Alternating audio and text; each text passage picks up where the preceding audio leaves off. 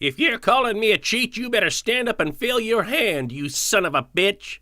The scruffy gambler in the stained frock coat and bowler hat looked like he wasn't any better at a dining table with a spoon than he was with a deck of cards.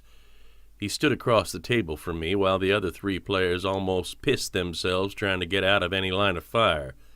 I sat back in my chair with my legs crossed. I didn't say you were cheating, I said.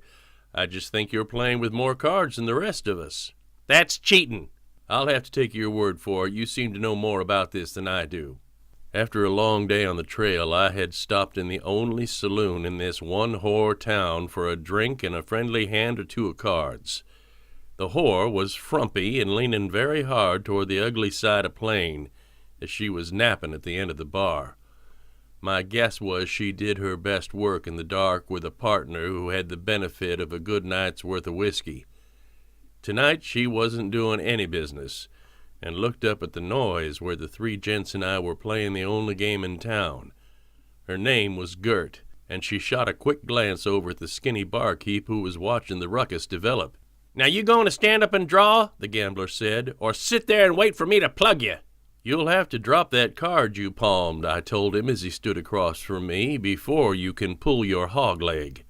The expression on his face changed. He seemed to lose his color suddenly. That'll slow you down just enough, I said, and you'll be dead 'fore you clear leather. Nope, we should be about even, 'cause you'll have to get to your feet to draw. Better look closer. I've already filled my hand, I said, making 2 audible clicks with the hammer of my Schofield 4440 revolver, and I don't need to draw it. You plan on blowing your leg off to shoot? He smiled, thinking he had me buffaloed. Nope.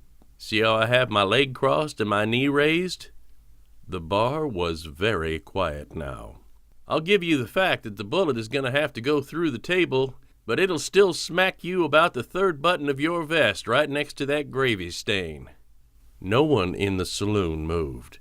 If it's clear that your life flashes before your eyes right before you die, I don't think the gambler liked the tintypes he was seeing. He blinked and swallowed hard. Sweat popped out on his forehead as he caught his breath. Use your left hand and unbuckle your rig, I said once he started breathing again. It's tied down, he said, as if that made any difference. Either your pistol hits the floor or you do. I hope your hammer's resting on an empty cylinder, or you just might shoot yourself if it lands wrong. He didn't say anything, but his hand eased over and slipped the strap out of the buckle. His holster slipped down and his army colt dropped out of it and hit the plank floor, where it flopped over and lay still. The tie-down thong kept the rig dangling from his knee. Shuck the hideout up your left sleeve, too, I told him. Slowly, he used his right hand to slide an over and under 2-barreled .32 caliber Derringer down his left sleeve. It appeared in a scissor type of paraphernalia. Open it up and drop the bullets on the table. Then you can put it in your coat pocket. He followed instructions well. When he was done, I got to my feet. Kick your pistol over to me.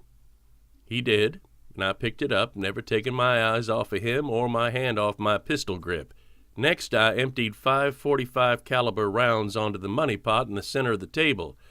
I tossed him back his pistol, which he caught with both hands in the middle of his chest. Now the card, I told him. Toss it on the table and walk away. By this point, he had no choice. The 6 of diamonds landed face up as the other card players, a big-handed, wiry teamster, and a Baldwin whiskey drummer watched with open mouths. He was cheating, the teamster growled.